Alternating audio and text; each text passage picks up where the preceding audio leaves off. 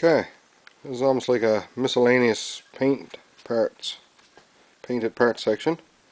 Our air filter, our cross tube. These are a couple of isolators for the rear end, for the bumpers. They just jack them up a little bit. And we got a couple bell crank assemblies for the brakes and the clutch. And here's our brake and clutch levers there. And there's one of the rods. I had to re-weld that one because it was wore out pretty good, and just take it down again. Here's our air horn. Goes on top of the carburetor. There's a piece here belonging to the transmission.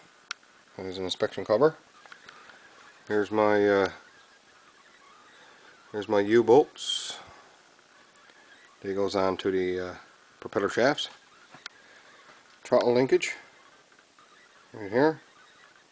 That one goes right onto the carburetor from the accelerator bell crank.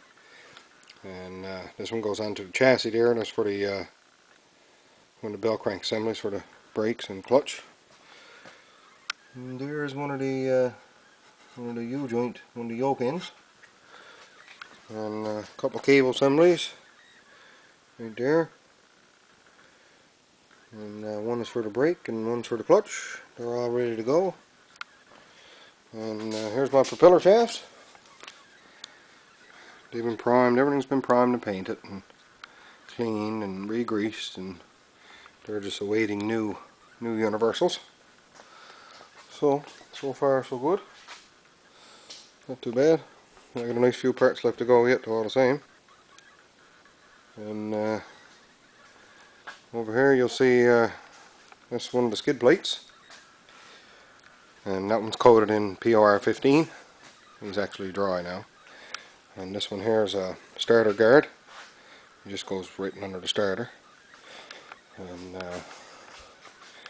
this one here is the goes under the brake.